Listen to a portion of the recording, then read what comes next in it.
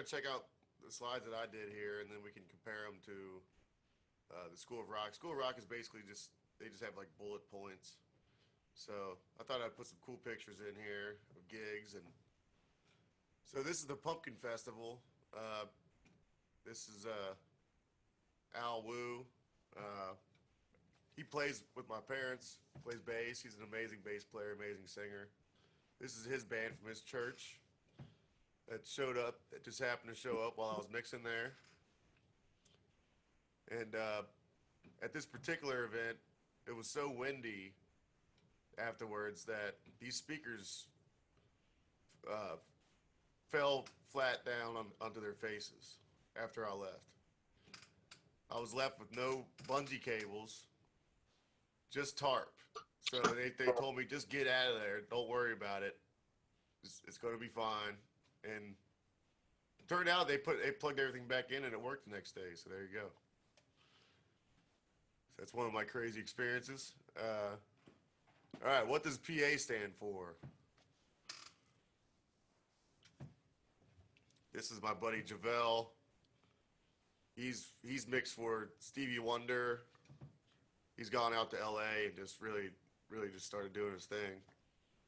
Forget this guy's name, but this is Soul Pocket at Fountain Square. Public address system. Okay. PA, I guess when they first came out with it, they wanted to address the public. That's my best guess.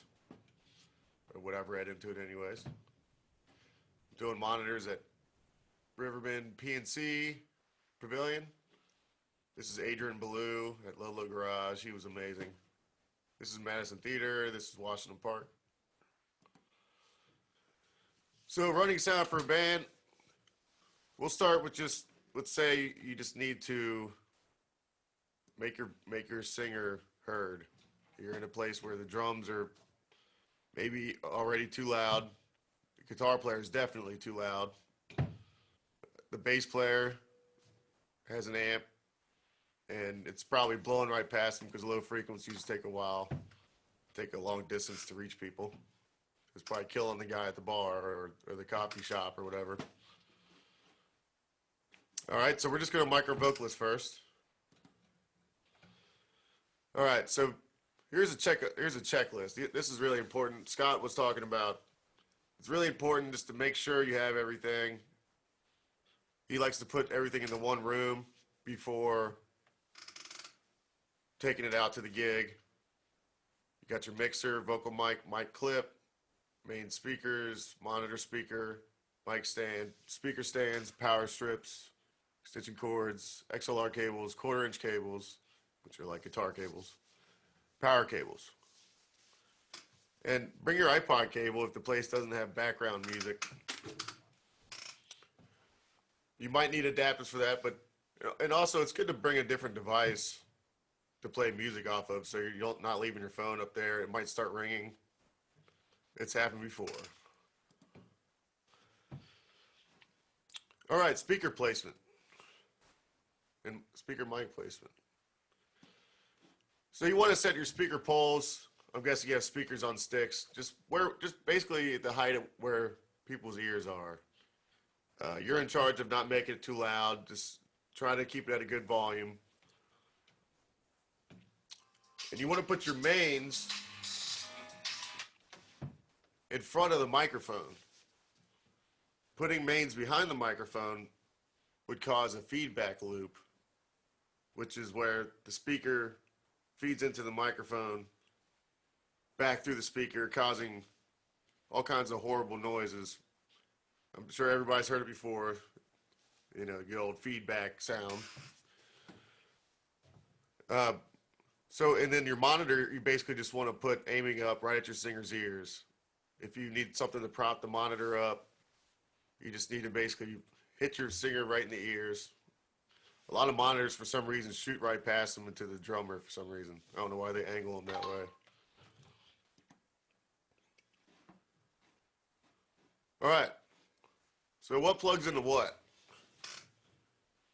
First, let's figure out what this thingy does, the mixer. That's where I'm mixing my parents at a wedding here.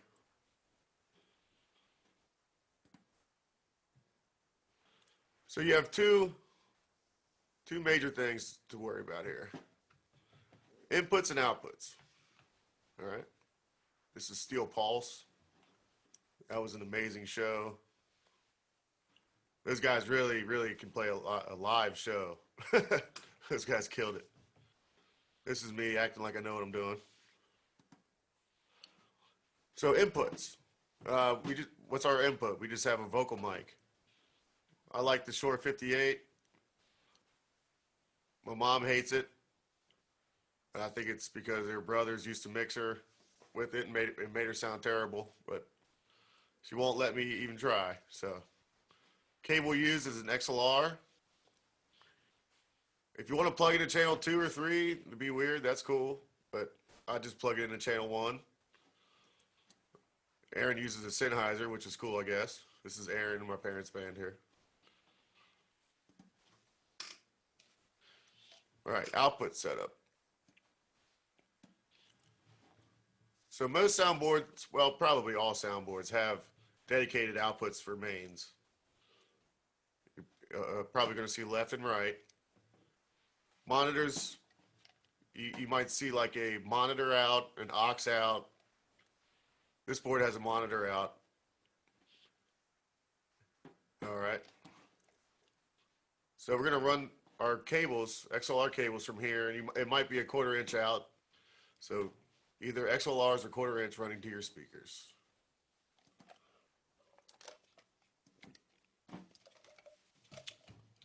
All right, setting up our speakers.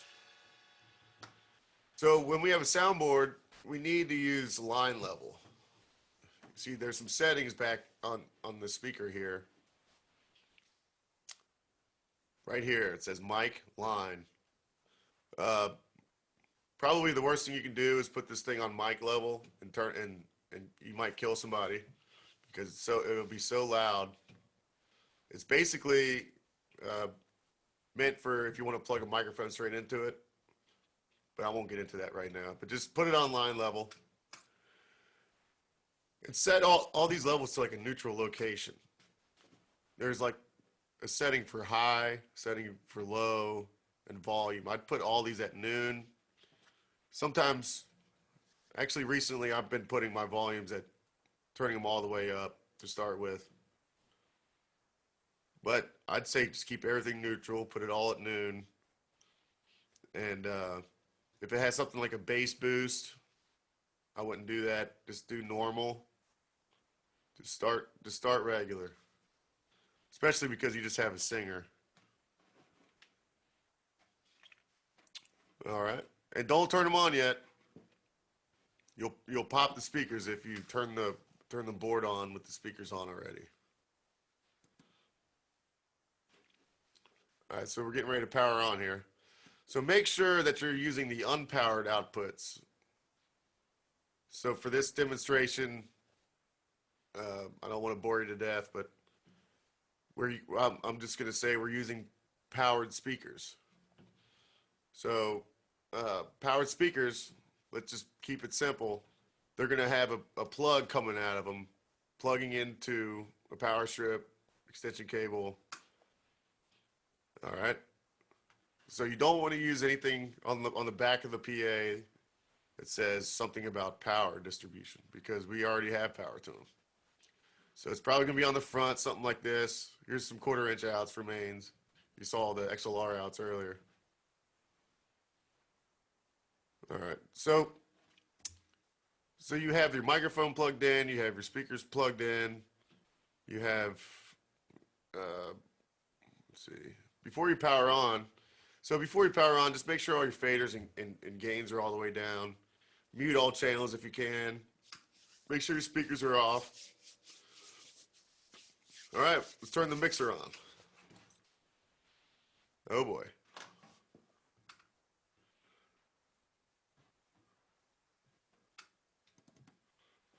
Let's try that again.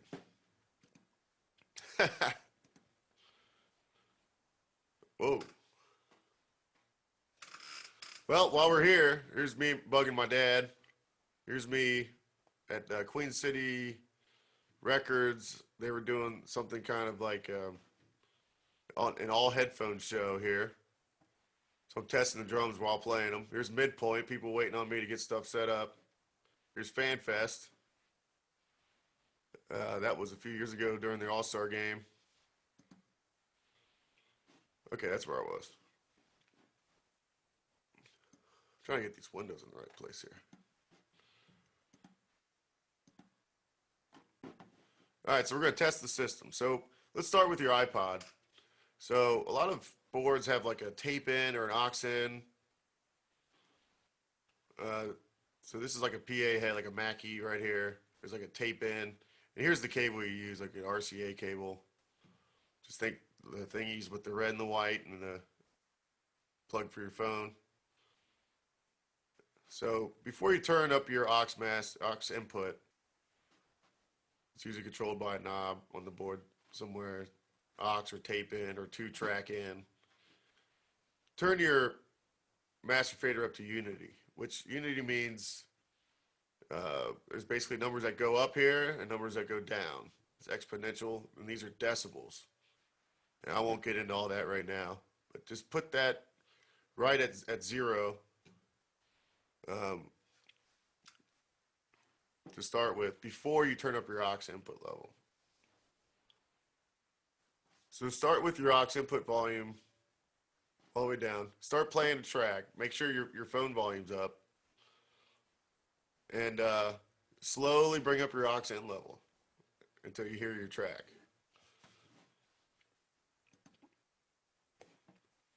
So bring it up to a comfortable level. Don't blow everybody away. You're gonna get the old guy, somebody's uncle coming up.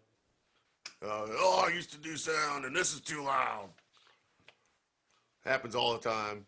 Your whole night is just gonna be dedicated towards looking at them and seeing if they're gonna come walk up again. So just don't try to start off comfortable, and try to keep it comfortable, unless it's a metal show or you're supposed to blow them away, which is that's up to you. Does it sound weird? Okay, so now we want to look for a graphic EQ. Hopefully your board has one of these. So there's one for the mains, there's one for the monitors. Okay. This turns up and down frequencies, starting with low frequencies to high frequencies. I'll leave it like that for now. I actually have a graphic on me right now. So this is 1K right here. I'm turning up 1K.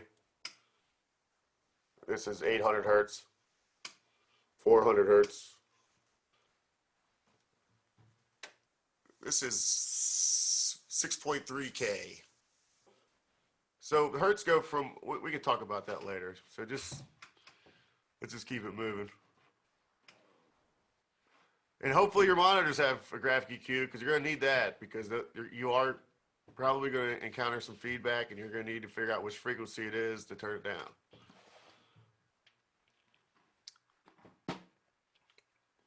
Yeah, welcome to EQ. So if something is too bassy, turn down the lows. This is bassy, bassy, bassy, bassy, bassy.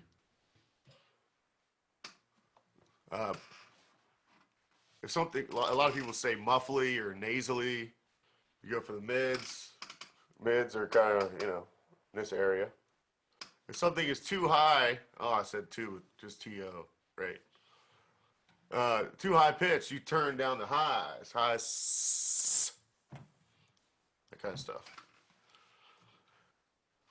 So it's basically just a bunch of little faders for each frequency. Okay, setting your gain. So you want to set your gain level. Hopefully your singer will at sound check give you a level that he or she is going to be putting out during the show. A lot of times it doesn't happen. People like to, oh yeah, check 1, 2. Then during the show, check. So try to get them to be as loud as they're going to be during the show, and turn up your gain until you see red, when they're being their loudest, and then back it down until even the loudest thing they do doesn't make it go red. That's the easiest way I can put it right now. But you want to have enough level to where you can get a nice gain level going off script. Have your singer check the mic. Oh, okay. Yep. So yeah, turn it up until you see red, back it down until you don't see it anymore. That's the best way I can put it for now. You need to put a high pass filter on your vocalist. High pass means it's letting the high frequencies pass through. Okay, we're getting rid of, a lot of boards have these buttons here. Look like this. So look for high pass, low cut sometimes.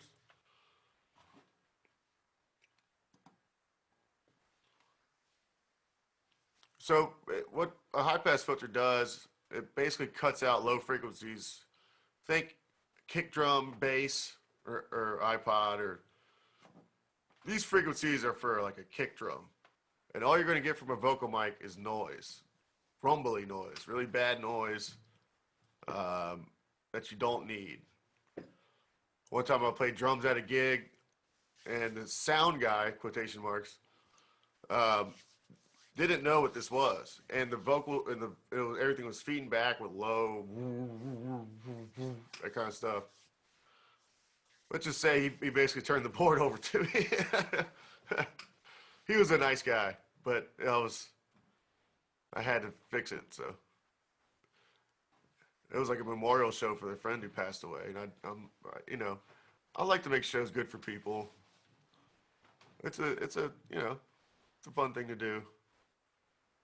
It should be applied to everything, but kick drum, bass, iPod. High pass filter. Okay, single channel EQ. So smaller scale mixers will give you 3 knobs. You'll see this on a lot of Mackeys and Behringer, like the consumer or like the smaller PAs. And it's really not that great of a selection, but you just do what you can. If you have more than 3 knobs, you probably have selector knobs. A lot of people think this is high mid, this is mid, this is low mid. Well, sorry, but you've been turning up this knob and not getting anything. So one of these selects the frequency, and so a selector knob, I put one, kind of matching in purple and yellow. So these 2 knobs correspond to each other. You select the frequency with this one, and you turn it up and down. Turn that frequency up and down with this one. Same thing with this guy here. There's one that selects the frequency, and one that turns it up or down. All right, I try to keep it simple. A lot goes into this stuff, but it's okay. You'll get it figured out. We all mess up and learn from it. Here's me and my mom goofing off. Here's me doing monitors for the LA Kings at Riverfront Live. Here's where I'm totally beat. My mom took a picture of me at the end of Midpoint, where I ran the stage for a few days. This is me and DJ Paul. DJ Paul! I did not think I would ever meet that guy. It's when I was doing monitors at an ICP concert. He was one of the openers. All right. So you set your gain, right? So now you can turn up your fader. All right. It's me and Teddy Wilburn down here. Teddy Wilburn is an excellent drummer. Plays with my parents and many other people. So, yeah, so now we can turn up our fader to hear them in the mains. Here we go. Monitors. So, if we came out of an aux output, then we want to go for this section of the board. or this could say monitor, this whole strip right here. So first you want to turn up your master. Keep this down. Turn your master up to noon. Make sure it's on pre. I'm not going to get into pre and post right now. Unless you guys, I'll take questions at the end, I guess. And then turn up this, and then this is on your channel strip for your singer. And then turn up your aux for your singer until it's loud enough. Now you might hear some feedback, so just be careful. And you're going to have to use your graphic EQ to try to get rid of that feedback. Find the frequency that's feeding back, turn it down. Oh boy. So how'd I do? So I thought we'd check the School of Rock slide here.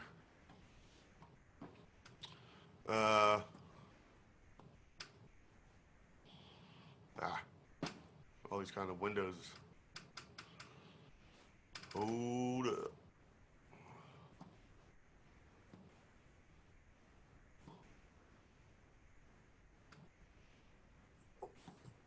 Hey, Andrew, while you're looking for that, I got a question for you. Yes, sir.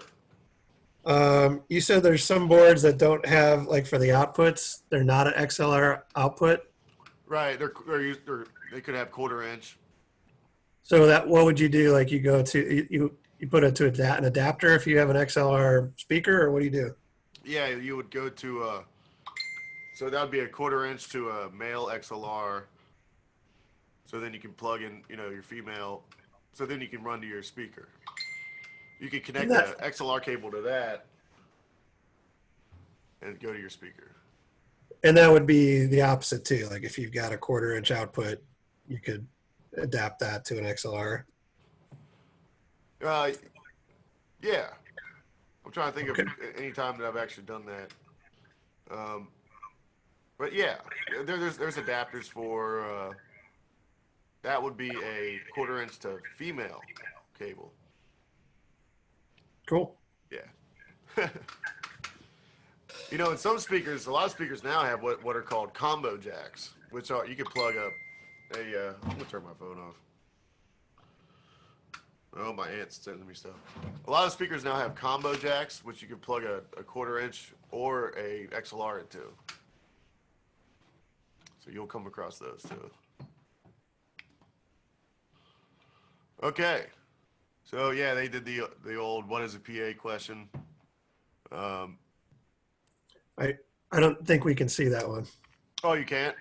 No. Oh, I need to. Okay, hold on a second. Share your. New share. There you go. All right. How's that? Yep. All right. So what is a PA? Ho ho ho. Yeah, that's how you get people. Public address system. If you want to be the smart guy in the room next time somebody wonders. Mixing board, and they're calling your mains front of house speakers. So yeah, you want to call your mains front of house speakers. Monitor speakers, microphones. All right. My aunt is blowing me up right now on Messenger. Mixing boards. So yeah, they have multiple channels to allow the sound person to blend different channels of sound into a mix that the audience hears. Mixers can have anywhere from 4 to 32 channels of sound. Each channel is independent of and has its own controls for various features. These can include gain, controls the level of signal being amplified by that channel. EQ, which we went into. Pan, it could turn it left or right, put it more in the left speaker or the right speaker. Sends, which is kind of like, we'll talk about effect sends later. Monitor sends the signal to the monitors. It could be your aux send. Returns, that's basically where you send something to an effect. That's where the sends are right here. And it comes back to a return. So there's control for each. So, yeah, and of course your fader. Please don't call it a slider, or you could, but I'm just saying, well, it's up to you. Master fader, this controls the overall output of the mixer. with Oh, this. hey, Andrew, I think Julianne's got a question. Yeah. Go ahead. Oh, And hey, hey, I was wondering, I'm really enjoying your class, by the way. It's very informative and entertaining. thanks. I feel like you should be an adjunct professor somewhere about this, because I would act. You don't talk down to people, but you tell us good stuff. But the other thing I was going to ask is there anything that really bugs you about singers and backup singers that they do with the mic? Because I've seen so many different techniques from different teachers. I always say, like, I'm holding. Can you see me right now? Hold on a second. Ish. Where you at? Let me see. My video's on. I thought it was I on. see you. I see you.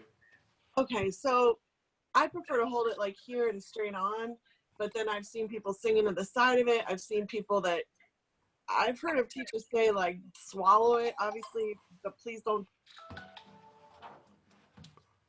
do that. I guess what's the best mic technique in your opinion that Well, helps you as a sound guy and is beneficial to everybody? yeah. So this is something that a lot of people you wonder who told them or who taught them how to do anything they're doing. They show up on stage. Sometimes people True. hold the mic down here. Some people point with the microphone. But the best technique is obviously to keep it just as right on your mouth. And sometimes, if there's any motion you should be doing, my mom's really good at this. She's a human compressor, where she kind of backs it away when she gets really loud, and that's basically the only motion you want to be doing. If but that's what compressors are for. If they don't do that, so but yeah, basically just hold it Okay. right through your mouth, and just if you get real loud, you And can pull it away a little bit. I've heard like, That's about it. gotcha. Do high pitches tend to, I see a lot of people pull away on high pitches. Is that right or no? No, I think it's more. just loud? It's just basically a volume thing. Yeah. Yeah. And also in the spirit of our current, what we're all going through, I'd heard like 2 fingers but that was for little kids. I didn't know, if it's really the best idea to put it right on, or do most singers like bring their own mic? So it doesn't matter if they germ it up, you know what I'm saying? Well, yeah. You could always bring alcohol wipes too. I mean, I've done that before. All of this crazy stuff happened. I remember sometimes a lot of people do bring their own mics because they don't want people touching them, and that's been a constant too before all this happened. You'll see people show up with a mic that says Randy on it, mic that says Steve on it, and they don't want anybody touching their microphone. But if you're worried about that, and if they're worried about that, and you're using your microphone, they'll be satisfied with you wiping it down with the alcohol wipe. And if not, then I just wondered from a sound standpoint, does it not sound muffled if you're right on it? Well, that's what EQ is for. I'd rather somebody be closer to a mic than not close to a mic. Really, what makes it muffled is when you cup the microphone. Yeah, I don't like that either. Yeah. So I'd rather be as close as possible. I've never had enough of that. And you just don't cup the mic. That's what makes it muffled. Because I had a student, she was really sweaty and she shocked herself on the mic because she touched it with her lip. And that's why I'm worried partially about touching. Do you think that's a valid concern or no? I mean, or was that just kind of a freak accident? Was it a condenser mic? I don't know. It was a Nirvana show and all the power had gone out. So we had to use like megaphones and stuff. And then it came back on. And because the power had gone out, there was no air conditioning. So everybody was really sweaty. And I saw her and she told me later she had shocked herself because her sweat was like dripping down. That had to have been a condenser mic because Okay. dynamic microphones don't have any power. So, and also you could get a shock mount mic clip for that too. Oh, And there's also probably a grounding issue in that place. So I Right. probably used the two it was prong plug where they should have used it a was 3-prong. okay. It was Northside Tavern. I know Dwight very well. Well, Dwight, Mm, Dan McCabe, or not Dan McCabe. no. I forget the other guy's name. So to Pretty. just It's a pretty from a old building. safety aspect, Julianne, we're probably about to start recommending that kids bring their own microphones to rehearsals. Okay. Everybody should probably have their own anyway of vocalists. Right. Yeah. All right. Thank you. Cool. You're welcome. All right. So we were on. I'm not sure how much we're going to get into effects today. I'm going to maybe do a demonstration later with my Ableton. But really, you just sit. It's just like a monitor send. You got there's a master, and then you just. Well, it's just too complicated. I'll explain it later. You basically send it to. There's a send and then the return. So you send it to it, and it comes back to a return channel. So you got to make sure both are turned up, and I'll leave it there for now. So, amplifiers. So I take the signal from the mixer, send it to the front of house speakers. So that's when we have a external amp. So the powered amp thing I was talking about earlier is what sometimes your board has an amplifier inside of it. And when we use powered speakers, the amplifier is actually in the speaker. I'll leave it there for now. Front of house stands for, oh yeah, FOH stands for front of house. That's for the audience. That's the PA system for the audience. Larger PA system. Okay, they're talking about using subwoofers. So your front of house speakers can consist of what's your main PA, and then you would have subwoofers too. Some people run on an aux. Some people like to just kind of do what's called a crossover, where you tell how much, like at what point you cut off the frequency that goes to the subwoofer, and then what higher frequencies go to the PA. That's called a crossover. And they're talking about power speakers versus passive speakers. So we were talking about that. What we're using are powered speakers right now. Passive speakers need power, which is where the amplifier will come in. Some boards have one inside of it that have those powered outputs I showed you earlier. Or you might need to bring a separate amp. It's like a rack that would power a passive speaker. All right. So you have monitor speakers. So right now we're just doing it for one singer. Oh, they're talking about in-ear monitors. Hey, if you have in-ear monitors, you don't have to worry about feedback. Highly recommended. But yeah, it's never a problem to provide a monitor for somebody. Microphones. All right, so I'll go over. I think next to my slides here, I have Andrew's selections for drums, bass, guitar, keys, vocals. So we'll go over different kinds of microphones here.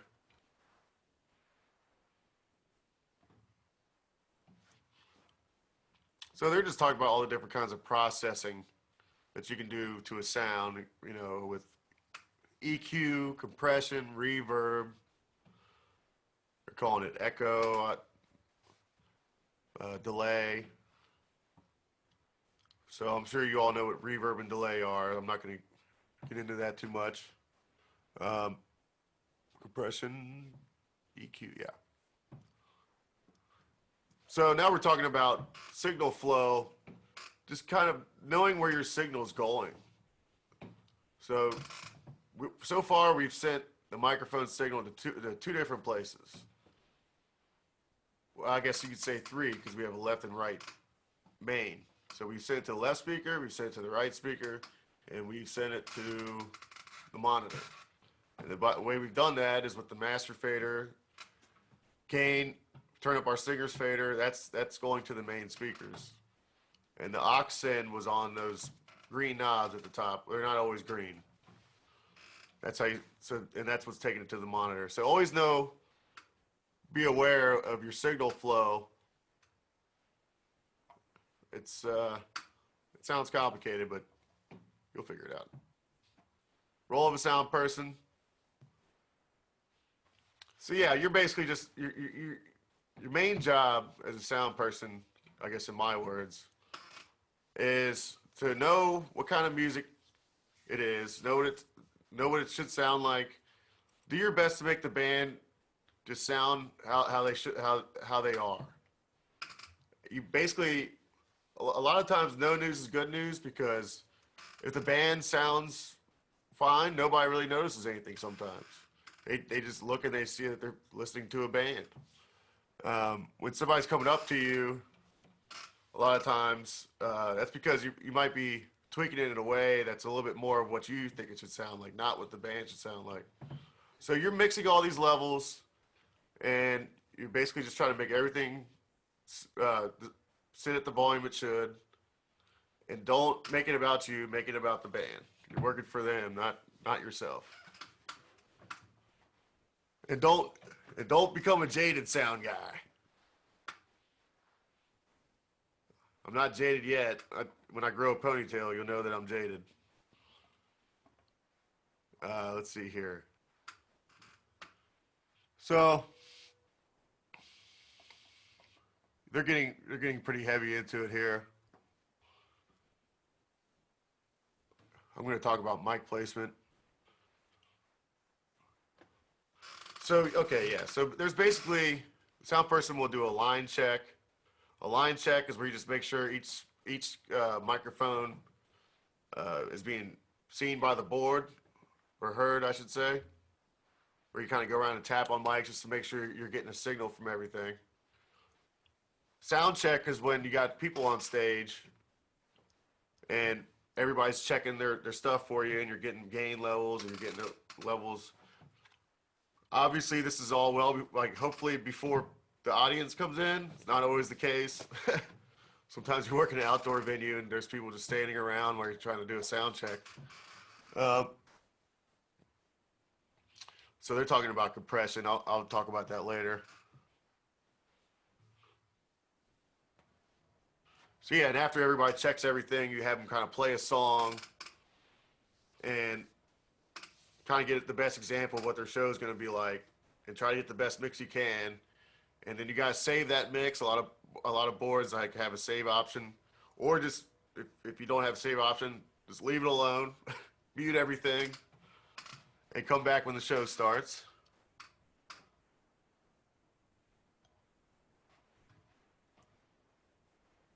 Yeah, and it's not just a thing where you just set the mix and just walk away. Every show, things kind of change. Probably the most important thing is always vocals. People want to hear the vocals. If somebody in the back starts singing and you've walked away from the board, nobody can hear them, that's a big problem. If the guitar player is soloing and you're not turning him up, with my dad, that's when I get, he beats me in the head with something. That's a big problem. If basically, if the band has dynamics and you walked away, that's a problem too. So, it's a fluid thing. You're constantly checking the sound, turning things up and down, and just don't mess it up. All right, so I'm going to go ahead and continue on with my slides here, if that's all right. Here I'm at Music Hall. think my parents were playing something there, and the guy from the union that worked at this place made us play through these horrible speakers on the ceiling that are meant for like light walking music or something, and it did not get loud enough.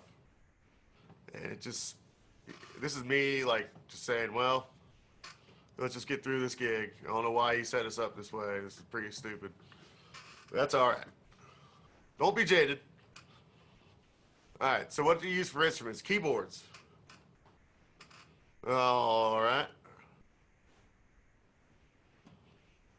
So we're gonna need a DI box for this. All right. So a DI box, just think of it this way.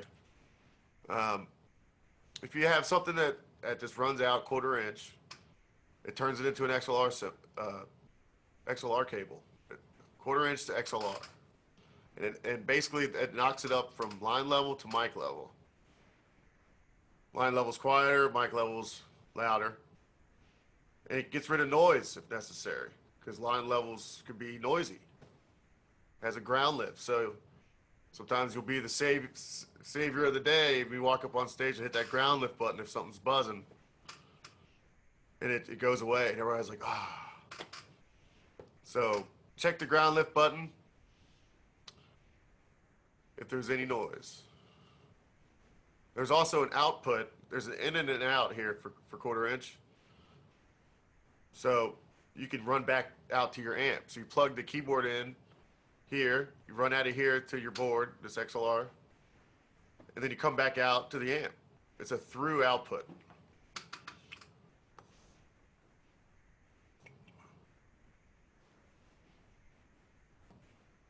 All right. So guitar amp, SM57. All right. I like to point it right at the center of the speaker. Not center of amp, center of the speaker. Some sound engineers point at one of the cones, like flat surfaces. I probably should have done a diagram of that, but it's basically just, there's a cone inside of that speaker, and if you just kind of tilt it left or right, it'll aim at one of the flat surfaces of the cone. Some people do that. I like to just point it right at it and let it rip. Oh, this is me when I used to work for ProScan Imaging. We were down in Arizona. So this is more of an AV setup, which is kind of a snooze fest, but I work for a great guy, Dr. Steve Pomerantz, where he used to give lectures to other radiologists. He was like the top radiologist guy, and people would pay to see him for their what's called CME credit. If you're a doctor, you need a certain amount of CME credit every year to keep your degree. So that's what he'll provide. I'm pretty psyched. So bass. So if they don't have a line out or a mic level out, you're gonna need a DI, and do it the same way that you did the keyboard, where you plug the bass into the DI, you run the XLR to the board, and then you run that from the through out back into his amp. But a lot of bass players have what looks like this, just a mic level out here. It says line out, balanced out. So mic level, people say balanced, line level, unbalanced. Or you can just mic it with the 57. Sounds great. Here's me. I can't really see where that's at. There's my folks up there. Got the tablet. This is X32 Mac or iPad software here. Or you can do both. I like to do both. I like to have it because so I can mess with it. Get a kind of a blend sometimes of your DI and your mic. Why not? All right. So why do drummers make the best sound, guys? This is me. I remember this show, the board died right when we walked in for the main show. For this all headphone thingy. And they were still working on lighting. And I was like, guys, we don't have a soundboard. And people were walking in, getting ready for the show. And I yelled that we were dead in the water, and that's what got people moving. And it was actually Dwight from Northside Tavern that provided another board. And I saved the scene and put it onto that. We started the show about half an hour late. Pretty crazy stuff. Drummers make the best sound, guys, because we're the only ones listening to the rest of the band. Oh. This is me and Teddy Wilburn again. I'm not sure if he is listening to the rest of the band. He's got like earmuffs on. I think you listen to his click in there, and then sometimes he plays to the track, which is crazy. But I listen to the rest of the band. Okay, drums. Okay, here are my picks for drum mics. And they're not going to be too shocking. So for your kick, Shure Beta 52A. Hopefully there's a drum port. Okay, so you can get the beater noise. Just hope and pray that they have a hole in their kick drum, so the mic can hear the beater on the other side. If there isn't, just get it close and hope for the best.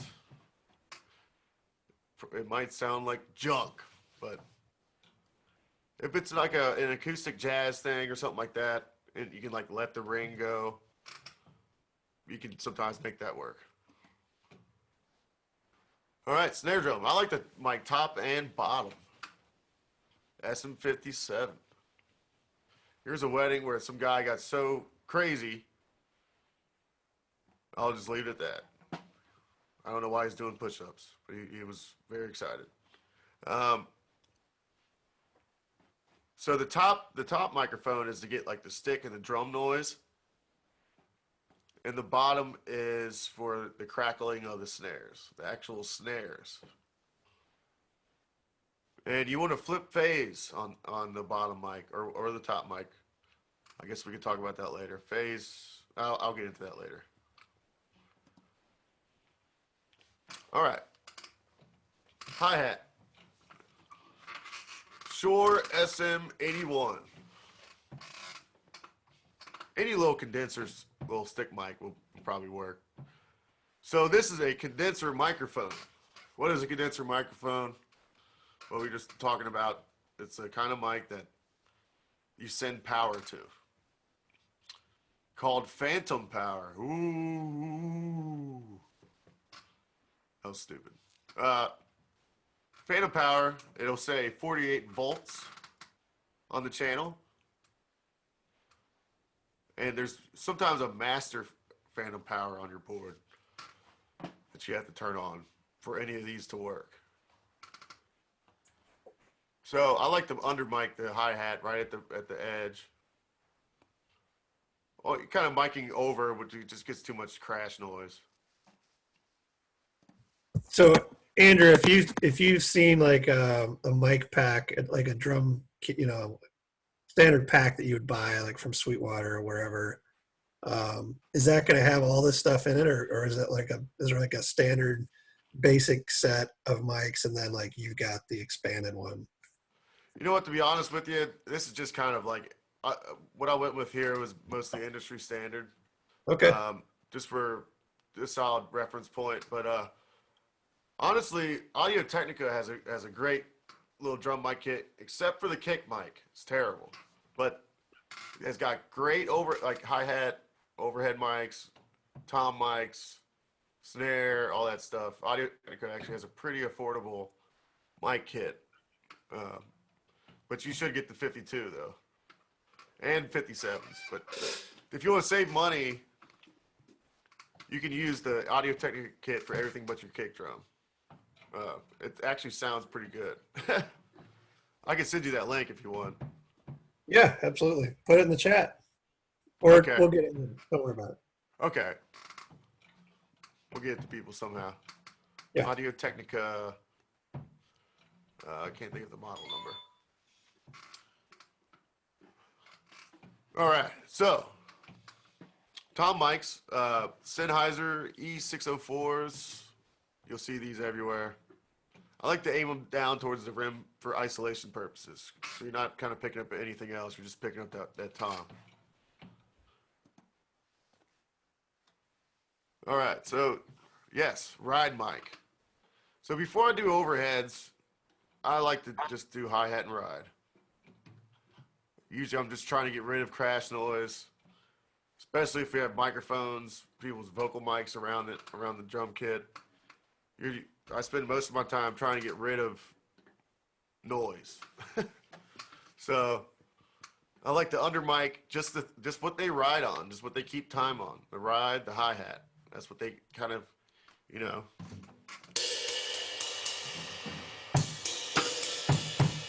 Ride or the hi-hat.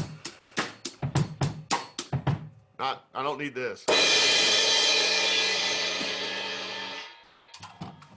That's always too much. Especially if you're a guy who keeps time on his crash for the whole show, like a punk show. Oh, geez. Yeah, SM81. Or I guess I'll have to post that Audio Technica thing. I'll be happy to. So, what we got next? Overheads, question mark, question mark, question mark. Put them there, just put them up there. The guy I work for at Ludlow Garage gave me a lot of stuff for not even putting them up there. And then I put them up, and then during the show, I showed him that the faders were all the way down. So, if you only have kick, snare, overhead, that's one thing. But if you have all the tom mics and snare mics, I don't know if you're going to need these. But go ahead, put them up there. You might use them.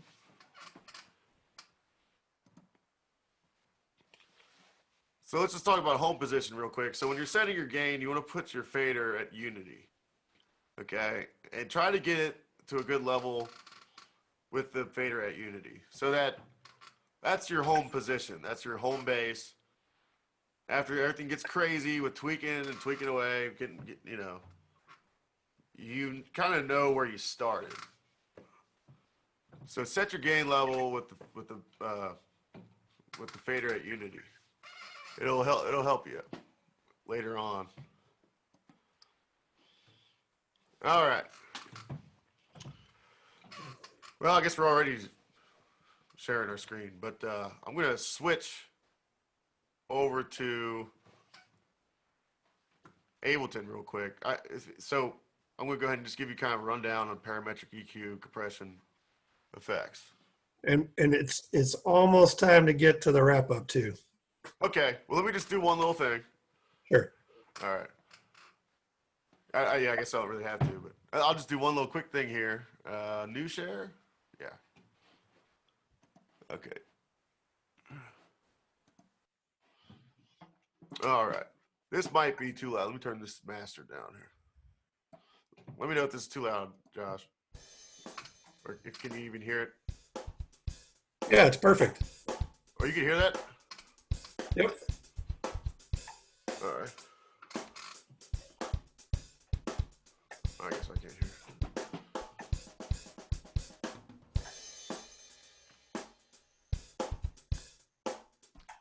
All right. Well, we'll just do drums real quick. So here's a parametric EQ. I'll just do a kind of a scan for you. This is the overhead mic. Hey, overhead, there you go.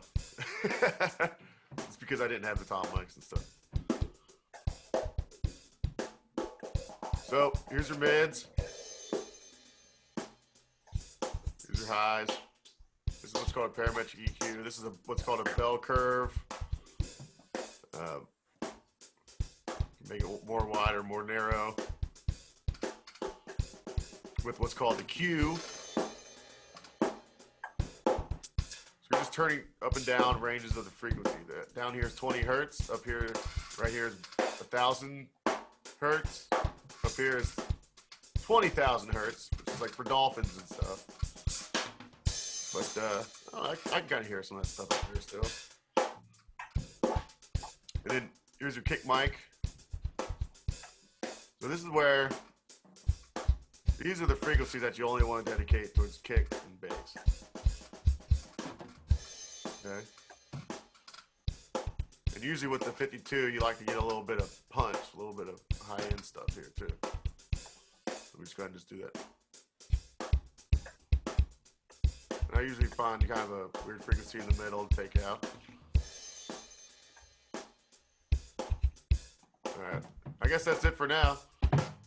Compression, I think could maybe use its own class. Yeah, for sure. Hey, Julianne had one more question. Julianne, Okay. did you have it? It's not really a question, but I just got hysterical during. I'm learning so much, but you are so funny. If you put these on YouTube, I would like, subscribe, and share. Oh, thank you so much. Well, I got hysterical. I was crying. The guy, What- some of your photos, like the guy in the background that at the wedding. Oh yeah. I wasn't Anyway. gonna tell that whole story. Thank you. But we can imagine. But awesome job. Thank you so much. Thank you. I appreciate that. we did record this, so it'll be available for anybody who missed it or wants to go back through and grab, mic numbers and all the other technical stuff you put out there. Okay. Does anyone else have a question before we wrap up? I know it's a small group, but I also know the other thing is rolling right now. Yeah. But all right, cool. Well, thank you, Andrew, for hosting this masterclass on PA basics. Don't forget, tomorrow we've got another one coming up, and the schedule's going to change because we don't want to conflict again with the artist session. So thank you, Andrew. All right. Thank you. All right. All right. Check you later.